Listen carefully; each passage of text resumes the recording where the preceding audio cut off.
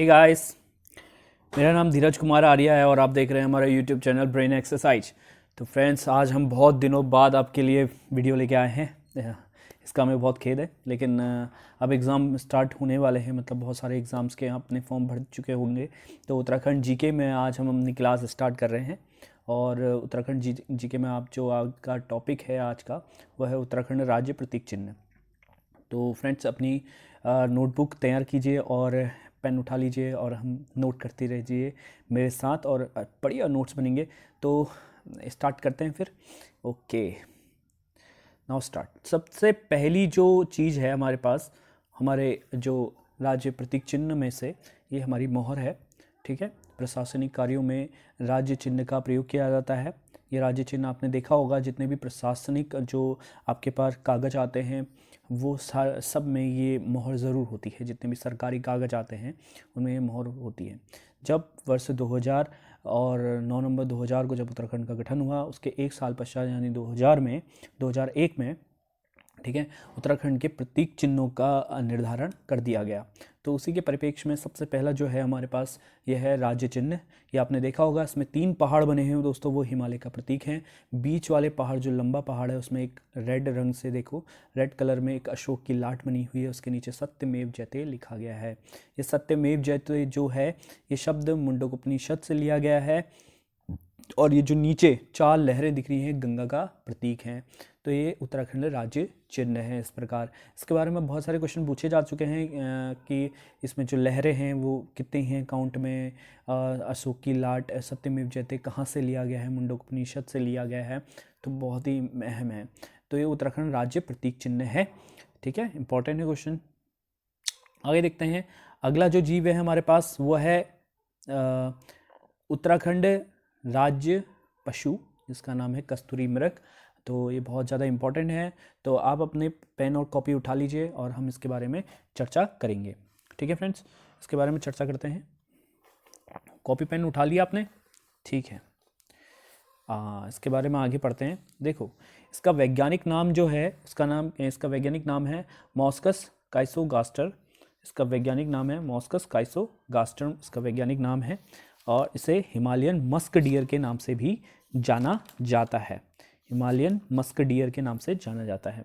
ठीक है, और कस्तूरी मृग ये हमारे उत्तराखंड राज्य का राज्य पशु है। ठीक है, इसको मस्क डियर के नाम से भी जाना जाता है। ये बहुत ज़्यादा इंपॉर्टेंट है, परीक्षा में बहुत बार पूछा जा चुका है। ये सामान्यतः आपकी 3500 से लेकर 4500 मीटर की ऊंचाई तक में मिलते हैं। और यह एक विशेष जंतु है, एंगुलेटा परिवार का है। एंगुलेटा परिवार वे परिवार होते हैं जिनके पैरों में खुर पाए जाते हैं और जो जानवर जुगाली करते हैं।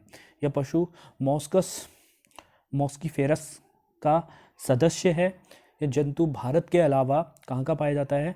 पाकिस्तान, नेपाल, तिब्बत, दक्षिण चीन, साइबेरिया और एवं कोरिया के ऊंचे क्षेत्रों में निवास करता है। यह कत्थई रंग वाला जंतु है, किंतु इसका पेट का जो है वाइट रंग होता है और पीछे का हिस्सा सफ़ेद रंग का होता है।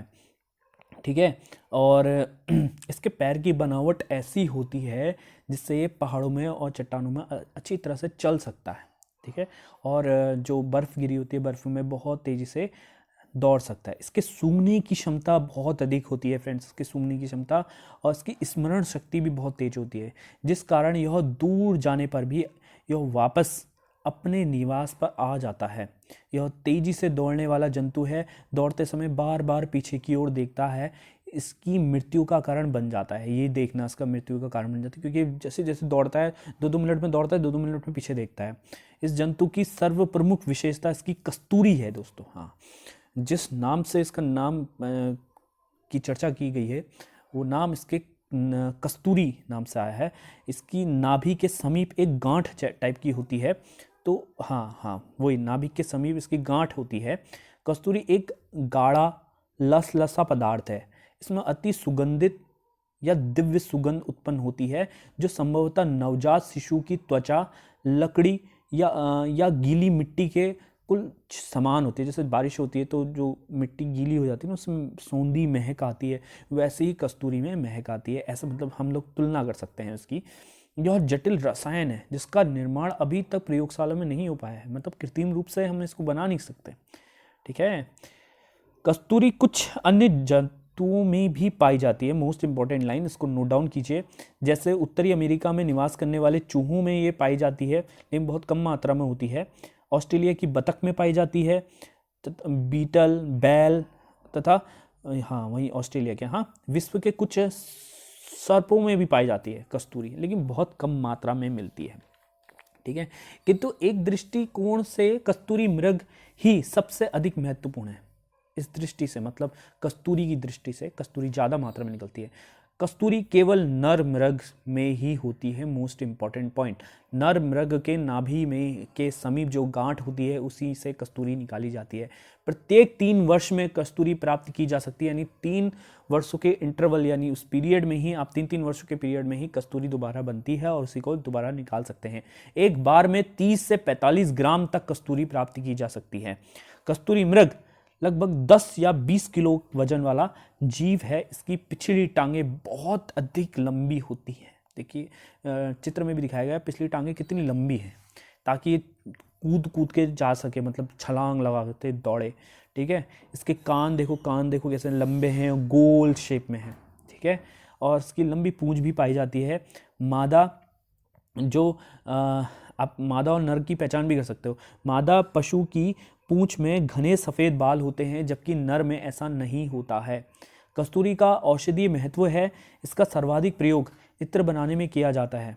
कस्तूरी के महत्व के कारण ही कस्तूरी मृग को संरक्षित पशु घोषित किया गया है, किंतु फिर भी इसका अवैध शिकार जारी है। इस कारण यह जीव संकटग्रस्त हो गया है, मतलब बहुत ही ज़्यादा संकट, इसका बहुत ज़्यादा शिकार होता है। पहले तो इसकी कस्तूरी के कारण भी होता है, फिर और अवैध शिकार भी बहुत ज़्यादा हो जाते हैं। ठीक है, रुद्रप्रयाग के तुंगनाथ मंदिर के निकट इस जंतु की अधिकता के कारण यहाँ इसके संरक्षण के लिए सर्वाधिक प्रयास किए गए हैं रुद्रप्रयाग में। फ्रेंड्स, ये बहुत ही इंपॉर्टेंट बात है, आप इसको नोट डाउन कीजिएगा।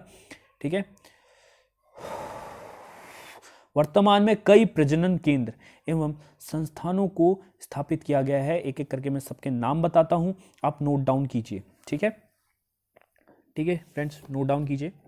हाँ, तो देखो एक तो 1972 में केदारनाथ वन्य जीव विहार, ठीक है, की स्थापना की गई, जिसमें कस्तूरी मृग के संरक्षण के लिए प्रयास किए जा रहे हैं।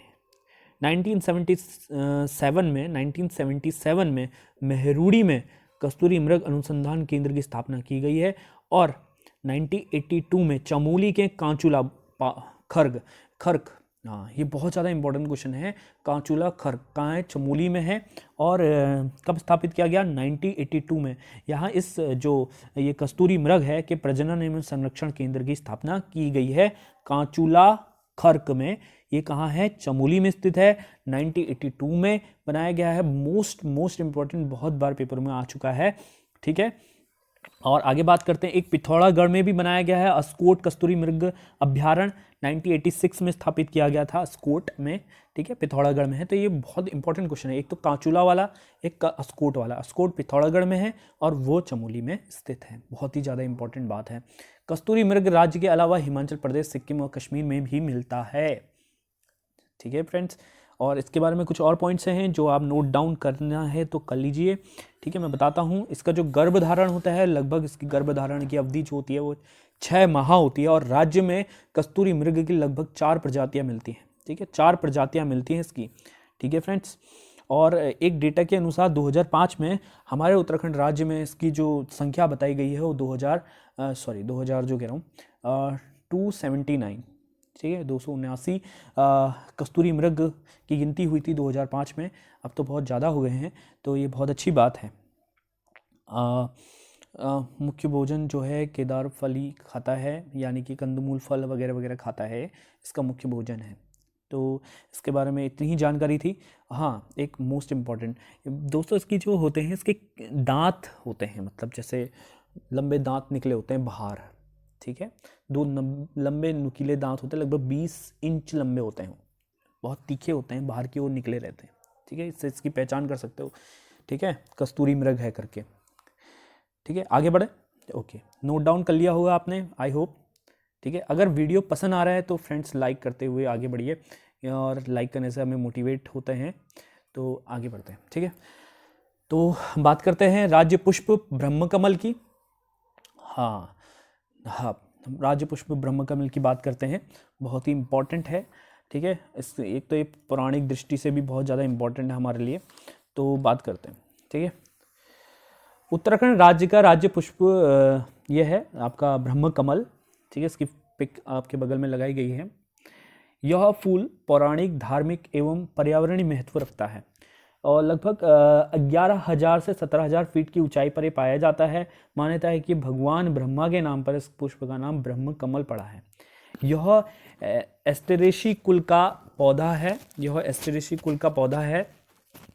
इसका वनस्पतिक नाम सिसोरिया आबिलेटा है। हाँ, सिसोरिया आबिलेटा है। एक थोड़ी स्पेलिंग मिस्टेक हो गई है, इंग्लिश से हिंदी कन्वर्ट करने में थोड़ी स्पेलिंग मिस्टेक हो गई है, कोई बात नहीं। ठीक है, इसकी विश्व भर में लगभग 210 प्रजातियां मिलती हैं और उत्तराखंड राज्य में लगभग 24 प्रजातियां हैं।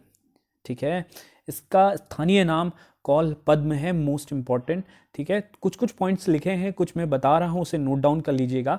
ठीक है, ओके।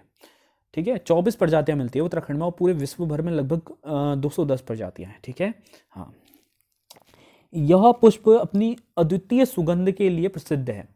जुलाई से सितंबर तक इस पुष्प की आयु होती है। ठीक है, यह चटक लाल रंग का होता है। अब आप कहोगे यार सर ये चटक लाल रंग का तो नहीं है, वाइट रंग का होता है। तो नहीं बेटा, ऐसा नहीं होता है, चटक लाल रंग का होता है।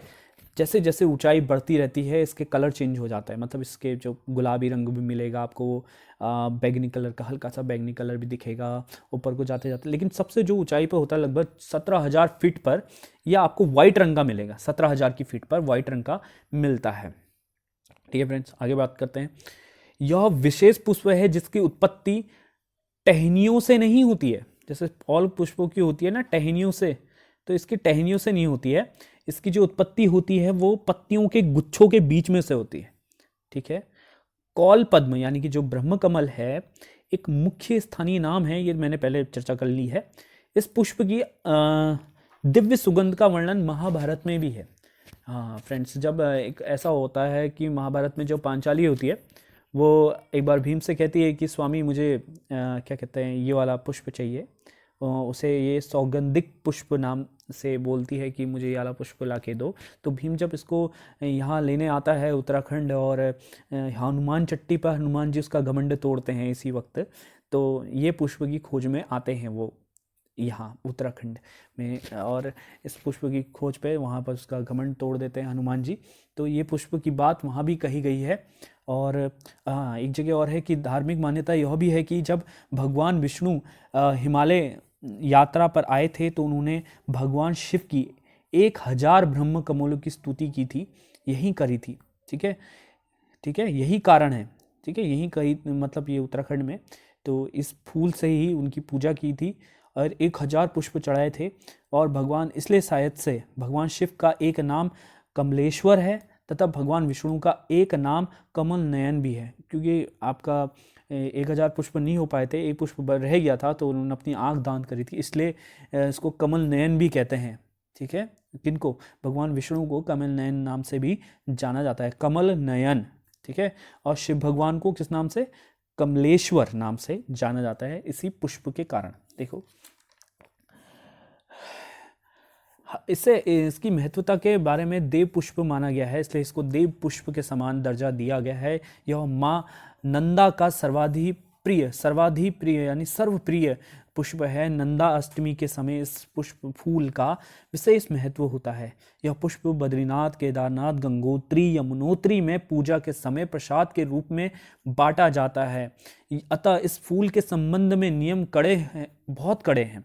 इसका क्रय और विक्रय नहीं किया जा सकता, केवल इसे उपहार के रूप में ही दिया जाता है। ऊंचाई पर रहने वाले चरावाहे होते हैं, इन्हें एकत्रित करके मंदिर को भेंट कर जाते हैं। पूर्ण रूप से खिलने पर इस पुष्प में भगवान ब्रह्मा एवं त्रिशूल की आकृति दिखाई देती है। मोस्ट इंपॉर्टेंट बात है, इसको नोट डाउन कीजिए।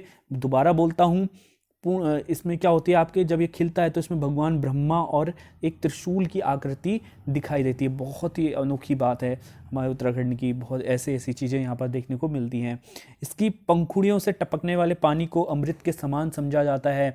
तो फ्रेंड्स, इसके जो पंखुड़ियों से जो पानी टपकता है वो अमृत के समान समझा जाता है। कहा जाता है कि जैसे आप ऊंचाई पर चढ़ते हो तो पानी की कमी यानी प्रेशर के कारण आप पानी की कमी होने लगती है, थकान, ऑक्सीजन की कमी होने लग जाती है, बहुत थकान हो जाती है बॉडी में।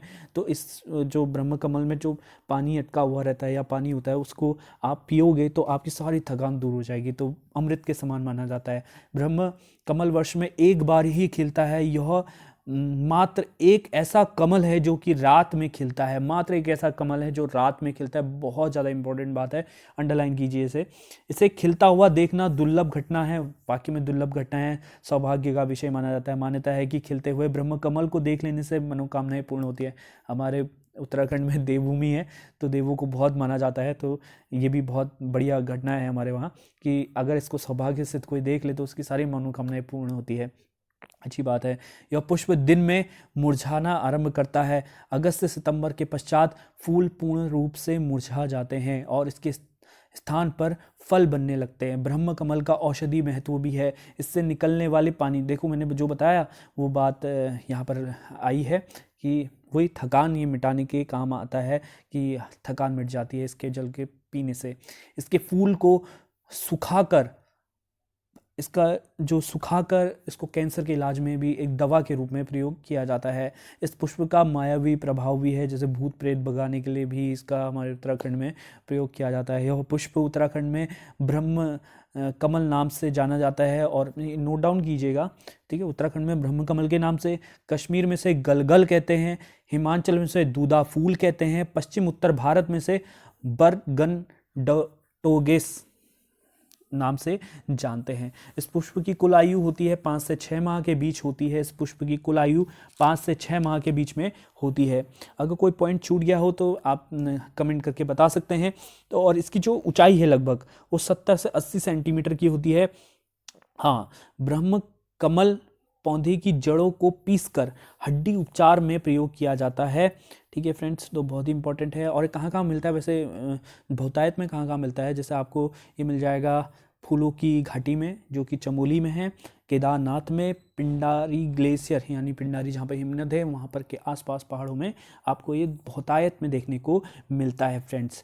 तो ये था हमारे राज्य पुष्प ब्रह्म कमल। आई होप आपको बहुत सारी जानकारी मिली होगी और अगर आपको अच्छा लगी वीडियो तो आप इसे लाइक ज़रूर करिए। ठीक है फ्रेंड्स, आगे बात करते हैं राज्य वृक्ष बुरांस के बारे में। तो ये भी बहुत बढ़िया है, हमारे उत्तराखंड की शान बान शान बुरांस का पेड़। आपने देखा होगा बुरांस के फूल लगे हुए रहते हैं संक्रांति के टाइम पर और बहुत सुंदर मनोरम दृश्य होता है पहाड़ों का। तो बात करते हैं इसके बारे में। उत्तराखंड का राज्य वृक्ष बुरांस है। यह वृक्ष पर्यावरण और औषधि महत्व से पूर्ण है, मतलब बहुत ज़्यादा औषधि महत्व भी है और पर्यावरणीय महत्व भी है। ठीक है, यह वृक्ष 1500 से लेकर 4000 मीटर की ऊंचाई पर मिलता है। यह सिर्फ पहाड़ों में मिलता है, प्लेन्स एरिया में या मैदानी एरिया में यह नहीं होता है। ये आप प्योरली ये पहाड़ों का ही वृक्ष कह सकते हो, विशुद्ध पहाड़ों का वृक्ष है।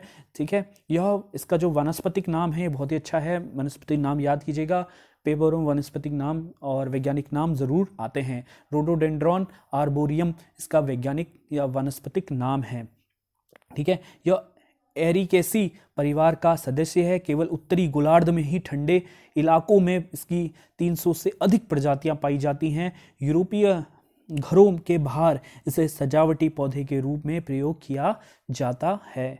तो अच्छी लाइन है, सजावटी रूप में। जब बहुत सारे अंग्रेज आए थे, जब उत्तराखंड या भारत आए थे तो ये वृक्ष वो अपने साथ लेके आए थे। ठीक है, वैसे यहाँ होते थे, मतलब वृक्ष और भी प्रजातियाँ इधर से उधर गई तो हमारे वहाँ भी लगभग पूरे विश्व में इस हिसाब से 300 से अधिक प्रजातियाँ इसकी मिलती हैं। ठीक है, ठीक है, हाँ। अतः इसकी 1000 से अधिक उद्यान नस्लें विकसित की गई हैं, विकसित किया गया है। अफ्रीका तथा दक्षिणी अमेरिका को छोड़कर यह वृक्ष संपूर्ण विश्व में ठंडे इलाकों में पाया जाता है। भारत में पूर्वोत्तर हिमालयी क्षेत्रों में इसकी अनेक प्रजातियां पाई जाती हैं। उत्तराखंड में इसकी प्रमुख 4 प्रजातियां हैं। हमारे राज्य में इसकी लगभग 4 प्रजातियां हैं फ्रेंड्स, 4 प्रजातियां मिलती हैं हमारे राज्य में। हाँ, ये बहुत इंपॉर्टेंट है कि बुरांस के वृक्षों की कितनी प्रजातियां भारत में मिलती हैं, मतलब भारत नहीं, उत्तराखंड राज्य में मिलती हैं। तो वो होगी आपकी 4 प्रजाति। और एक नोट करने वाली बात और है, दक्षिण भारत में केवल एक प्रजाति मिलती है जिसका नाम है रोडोडेंड्रॉन नीलगिरीकम। रोडोडेंड्रॉन नीलगिरीकम, ये जो है नीलगिरी की पहाड़ी में मिलता है। नीलगिरी की पहाड़ी कहाँ पर है फ्रेंड्स? वो है केरल और तमिलनाडु के बीच में नीलगिरी के पर्वत और पहाड़ी श्रृंखला है, तो वहाँ पर ये वृक्ष मिलता है। ठीक है, एक ही प्रजाति मिलती है इस वृक्ष की। ठीक है, बुरांस वृक्ष का संपूर्ण रूप में प्रयोग किया जाता है। इसके फूलों से शरबत, जेली, चटनी बनाई जाती है और जो मधुमेह रोगियों के लिए बहुत लाभदायक है। तो बहुत ही ज़्यादा औषधि महत्व है बुरांस का। आपने वो पिया होगा अपने जूस टाइप का, ठीक है, शरबत होता है, रेड रंग का होता है, बहुत ही टेस्टी होता है और मधुमेह रोगियों के लिए वो गर्मियों में ठंडक का काम करता है। और पत्तियों से खाद बनाई जाती है। इसकी लकड़ी बहुत मुलायम होती है, इसका प्रयोग ईंधन के रूप में भी किया जाता है और अच्छी किस्म की लकड़ी का प्रयोग कृषि उपकरणों के मतलब हत्ते हत्ते बनाने के काम आता है, जैसे कुदाल उदाल और आपके जो हल होता है उसके डंडे अंडे बनाने में काम आता है। सुंदर अलमारियाँ बनाई जाती हैं। देखिए फ्रेंड्स, बहुत ज़्यादा महत्व है इसका। तो इतना महत्व का पेड़ हमारे उत्तराखंड राज्य में है, सौभाग्य की बात है। बहुत बढ़िया, इसको संरक्षित रखने हमारा कर्तव्य बनता है। तो पर्यावरण को बचाए रखें, मैसेज दे रहे हैं हम लोग। बुरांस का वृक्ष सूखी तथा गर्म भूमि में विकसित नहीं होता है। ठीक है, इसकी जड़ें बाहर होती हैं और पानी सोखते रहता है। ठीक है, इस वृक्ष के पुष्प लाल, गुलाबी, सफ़ेद रंग के होते हैं। ठीक है फ्रेंड्स, लाल, गुलाबी, सफ़ेद रंग। जैसे ऊंचाई बढ़ती रहेगी इसके वृक्ष के फूलों में परिवर्तन आता रहता है। ज़्यादा ऊंचाई क्षेत्रों में आपको सफ़ेद रंग का बुरांस का फूल भी देखने को मिलेगा। ठीक है, जैसे जैसे ऊंचाई बढ़ती है और कलरों में चेंज आते रहता है। ठीक है, और कुछ पॉइंट्स हैं जो लिखिए आप। इसकी ऊंचाई लगभग 6 से 8 मीटर की होती है और ये जो है खिलना का समय जो होता है इसका मकर संक्रांति से शुरू होकर वैसाखी तक पूर्ण खिल जाता है। कश्मीर में से, कश्मीर राज्य में बुरांस को कश्मीर राज्य में आपका ऑर्ड वॉल कहते हैं। ऑर्ड वॉल कहते हैं। हिमाचल प्रदेश में बुरांसो कहते हैं। बुरांस का जूस हृदय रोगियों के लिए बहुत लाभदायक है, जैसे मैंने बताया था। बुरांस वृक्ष को वन्य जीवन अधिनियम 1974 के तहत संरक्षित वृक्ष घोषित किया गया है। तो बहुत ही इंपॉर्टेंट बात है इसके बारे में। तो ये सारी बातें आप नोट डाउन कीजिएगा। आई होप आपको वीडियो अच्छी लग रही है। आप वीडियो को लाइक और शेयर ज़रूर कीजिए फ्रेंड्स। अगला जो है हमारे पास वो है राज्य पक्षी मोनाल। हमारा राज्य पक्षी है मोनाल और इसके बारे में स्टार्ट करते हैं। देखिए, इसका वैज्ञानिक नाम जो है वो है लोफोफोरस इम्पीजिनस। ठीक है, लोफोफोरस, क्या नाम है? लोफोफोरस इम्पीजेनस। ठीक है, नोट डाउन हो गया। हाँ ठीक है, आगे बढ़ते हैं। यह उत्तराखंड का राज्य पक्षी तथा नेपाल का राष्ट्रीय पक्षी है। कौन है? मोनाल। बहुत इंपॉर्टेंट लाइन है, नेपाल का राष्ट्रीय पक्षी है और उत्तराखंड का राज्य पक्षी है। कुछ दिनों पहले, मतलब कुछ ही साल पहले, ये हिमाचल प्रदेश का भी राज्य पक्षी हुआ करता था। हिमाचल प्रदेश का राष्ट्रीय पक्षी हुआ जाता था, राज्य पक्षी कहा जाता था। लेकिन अब वहां का राज्य पक्षी कौन सा है? जुजुराना है। कौन है? जुजुराना। ठीक है, नोट डाउन करिएगा, जुजुराना। ठीक है, आगे बढ़ते हैं। इसे मोनाल, घुरमोनाल, सुनाल, रतनल, रतकप, रतिया, कावा, नीलगुर, दतिया आदि विभिन्न नामों से जाना जाता है। ये इसके नाम है, आ सकता है पेपरों में। ठीक है, इसके नाम है। इसे हिमालयन मोर भी कहा जाता है। इसकी जो यह पक्षी सामान्यतः निवास करता है करीब 2500 से 5000 मीटर की ऊंचाई पर। यह एक अत्यंत सुंदर पक्षी है जो कि अत्यंत रंगीन होता है। इसकी पूंछ हरी रंग की होती है तथा कलगी विभिन्न कलर वाली होती है। मोनाल सामान्यतः धान तथा गेहूं के खेतों में अधिक पाया जाता है। यहाँ यह इल्लियों का शिकार करते हैं। इल्ली होते हैं ना, लकड़ियों में, सड़ी लकड़ियों में इल्ली होती है, कीड़े टाइप का होता है बड़ा सा, उसे खाता है, जो कि इसका लोकप्रिय भोजन है। इसके अतिरिक्त यह आलू को भी बड़ी मात्रा में अपना लोकप्रिय मतलब भोजन बनाता है और आलू के खेतों को बहुत ही खराब कर देता है। मतलब किसान इससे बहुत परेशान रहते हैं। लेकिन ये दुर्लभ पक्षी है, इंपॉर्टेंट पक्षी है। अगर पेपर में क्वेश्चन पूछा जाता है इसका लोकप्रिय भोजन क्या है, मतलब जो लोकप्रिय जो कह रहा हूँ, इसका प्रिय भोजन क्या है, ठीक है, अगर क्वेश्चन पेपर आता है कि मोनाल पक्षी का प्रिय भोजन क्या है, तो आप वहाँ टिक करके आएंगे आलू, ठीक है। आलू बहुत पसंद करता है, इसलिए आलू के खेतों को बर्बाद कर देता है, ठीक है, खूब आलू खा जाता है और उसमें चोंच मार मार के आलू को खराब कर देता है। इसका जो प्रजनन सामान्यतः जंगल में ही होता है, यह एक बार में ही अपने अंडे देता है। अंडों की लंबाई लगभग 7 सेंटीमीटर है।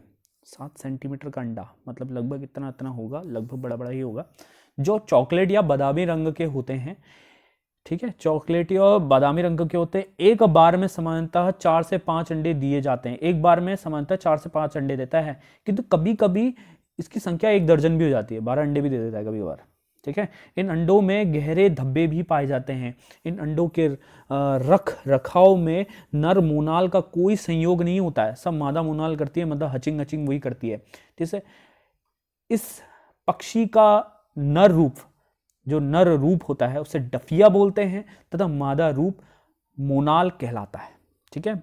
कौन सा? मादा रूप मोनाल कहलाता है। अब आप मुझे कमेंट करके बताइए कि इन दो पक्षियों में से कौन डफिया है और कौन मोनाल है, ठीक है। कमेंट करके जरूर बताना कि पहला पक्षी ये ऊपर वाला कलरफुल पहला पक्षी है, दूसरा पक्षी ये बिल्कुल बिना कलरफुल वाला है, और कौन सा डफिया है कौन सा मोनाल है, ये मुझे कमेंट करके जरूर बताएं। कुछ बातें और करते हैं, नोट डाउन करते हैं, ठीक है। ठीक है, वन्य जीव संरक्षण अधिनियम 1972 के तहत मोनाल को संरक्षित किया गया है, ठीक है। इंपॉर्टेंट लाइन है, नोट करिएगा, ठीक हो गया। और ये पक्षी घोंसला नहीं बनाता है, ठीक है, चट्टानों में वैसे ही अंडे दे देता है, ताकि चट्टाने और इसके अंडों का कलर जो होता है वो सेम सेम होता है, तो पता नहीं लगता है कि कोई इसके अंडे को खा नहीं पाएगा, ठीक है। तो माहौल के साथ इसके अंडे मैच कर जाते हैं, माहौल के साथ अंडे मैच कर जाते हैं ताकि शिकारियों से बच सके। ये घोंसला नहीं बनाता है, ठीक है, घोंसला नहीं बनाता है, ठीक है। और मोनाल पक्षी में प्रजनन क्रिया वर्ष में 2 बार होती है, ठीक हो गया, ठीक है। नर मोनाल के सर पे मोर की भांति कलगी होती है, इंपॉर्टेंट बात है। राज्य के अलावा ये कहाँ कहाँ मिलता है? असम में मिलता है, कश्मीर में मिलता है, हिमाचल में मिलता है, नेपाल में पाया जाता है, यानी ऊंचे ऊंचे स्थानों में रहता है। तो इंपॉर्टेंट जो बात थी वो सारी अंडरलाइन कर लीजिएगा। जैसे क्या कहते हैं, ये राष्ट्रीय पक्षी है नेपाल का और यहाँ का है, इसके बहुत सारे नाम हैं, और टफिया और मादा पक्षी को मोनाल कहते हैं, नर रूप को, इस पक्षी के नर रूप को कहते हैं डफिया कहते हैं, मोस्ट इंपॉर्टेंट बात है। तो आगे बढ़ते हैं। अगर आपको वीडियो अच्छी लग रही है तो लाइक करते हुए बढ़िए आगे, ठीक है। अब बात आती है राज्य वाद्य यंत्र की, वो है ढोल। या आपने जागरों में देखा होगा, कई सारे जो धार्मिक प्रोग्राम होते हैं हमारे वहाँ, ठीक है, जैसे कुछ भी यात्रा, भगवानों की यात्रा निकाली जाती है, नंदा देवी और इनकी, ऐसे करके, तो बहुत सारे हमारे पौराणिक वाद्य यंत्र हैं, उनमें से ढोल जो है राज्य वाद्य यंत्र की संज्ञा दी गई है, ठीक है। इनका उपयोग होता है जागरों अगरों में भी होता है इनका उपयोग, तो बहुत इंपॉर्टेंट बात है, ठीक है, इसको नोट कीजिएगा। फिर बात आती है हमारी राज्य तितली की, कॉमन पिकॉक।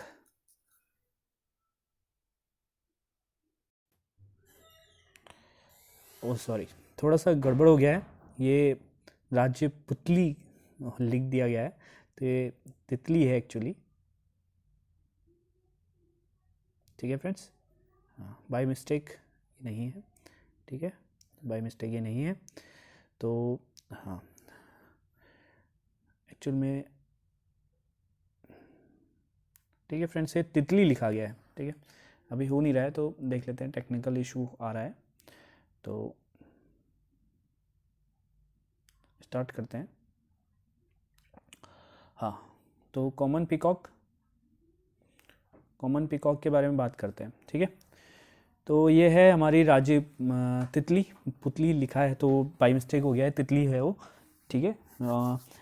उत्तराखंड सरकार ने कॉमन पिकॉक को राज्य तितली घोषित किया है। यह पापिली बाइनोर परिवार की सदस्य है। मोर के समान रंगों वाली यह तितली का जीवन काल जो होता है, मोर के समान दिखती है इसलिए इसे कॉमन पिकॉक नाम दिया गया है। जीवन काल 30 से 35 दिन का है। यह तितली सामान्यतः मार्च से लेकर अक्टूबर तक अधिक दिखाई देती है।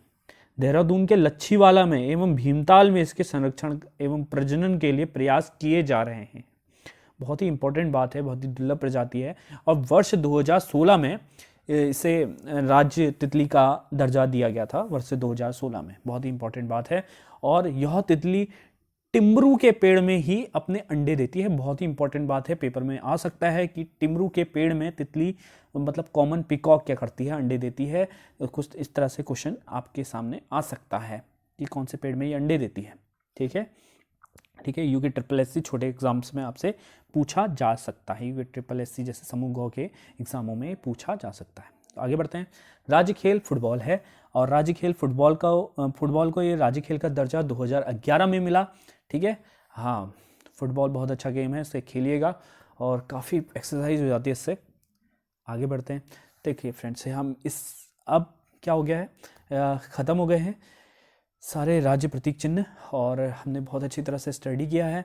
आपने, आई होप आपने नोट्स बनाए होंगे, तो अच्छी बात है। इन नोट्स को बार बार पढ़िए, ठीक है। इनका समराइज़ कीजिए, रोज़ समराइज़ कीजिए, रोज़ पढ़े, रोज़ रीडिंग लगाएं।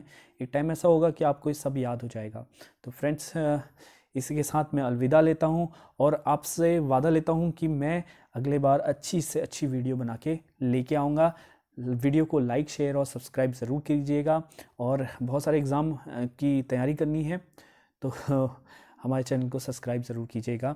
काफ़ी एग्ज़ाम्स जैसे यूके ट्रिपल एस सी और हमारे इसमें अभी सेशन बहुत सारे स्टार्ट होने वाले हैं। वनदरोगा का भी स्टार्ट होने वाला है और यूके ट्रिपल एस सी का से आगाज़ हो गया है। तो friends, like, share and subscribe. Thank you, thanks for watching my video.